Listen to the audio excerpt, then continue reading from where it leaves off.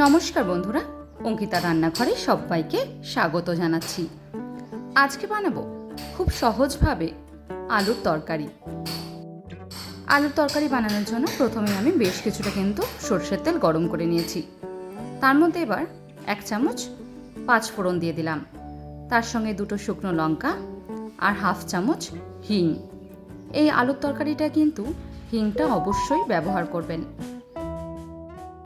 হিং যদি এই আলু তরকারিতে দেওয়া হয়, তার যে সুন্দর একটা গন্ধ বেরোয়, সেটাই কিন্তু সব আলু তরকারি থেকে আলাদা।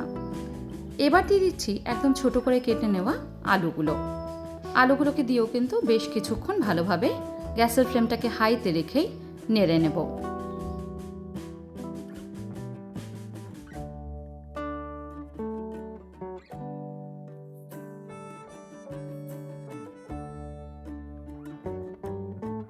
দশ মিনিটের জন্য ভালোভাবে নেড়ে নিয়েছি। এবার দিয়ে দিচ্ছি থেতো করে নেওয়া আদা আর কাঁচা লঙ্কা। এই রান্নাটাতে কিন্তু অবশ্যই থেতো করে তারপরে ব্যবহার করবেন।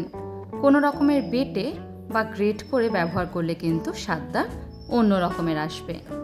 এবার অল্প একটু নুন দিলাম, তারপর ভালোভাবে কিন্তু এবার মেশাতে থাকবো যতক্ষণ না আলুগুলো সেদ্ধ হয়ে আসছে।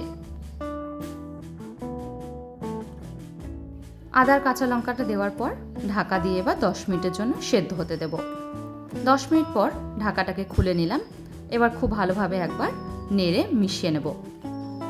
এবার দিয়ে দিচ্ছি 1 চামচ হলুদ, 1/2 চামচ জিরে, 1/2 চামচ ধনে আর 1/2 চামচ লাল লঙ্কার গুঁড়ো।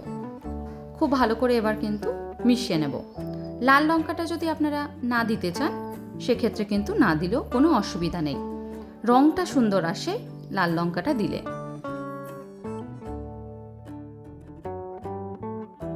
মশলার কাঁচা গন্ধটা যাওয়া অবধি কিন্তু খুব ভালো করে নেড়ে নেব। মশলার গন্ধটা চলে গেছে, এবার জল দিয়ে দিলাম। জল দিয়ে কিন্তু ভালোভাবে এবার ফুটিয়ে নেব।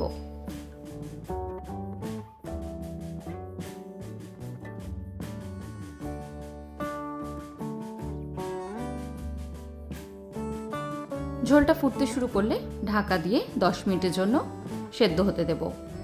10 মিনিট পর আবার ঢাকনাটাকে খুলে দিলাম। দেখুন জলটা অনেকটাই কিন্তু শুকিয়ে এসছে। এইভাবে এবার খুন্তির সাহায্যে আলুগুলোকে অল্প ভেঙে ভেঙে দেব। এই তরকারিটা কিন্তু একটু গামাখাই হয়।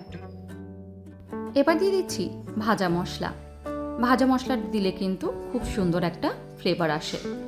খুব ভালো করে এবার মিশিয়ে নেব, তারপর 5 মিনিটের জন্য রেখে দেব। সকালের জলখাবার বা টিফিনের জন্য কিন্তু একদম পারফেক্ট একটা রেসিপি। লুচি বা পরোটা যে কোনো কিছুর সাথেই সার্ভ করতে পারবেন। আজকের মতন এইটুকুই। আবার দেখা হবে অন্য কোনো রেসিপি নিয়ে। ভালো থাকবেন, সুস্থ থাকবেন। ধন্যবাদ।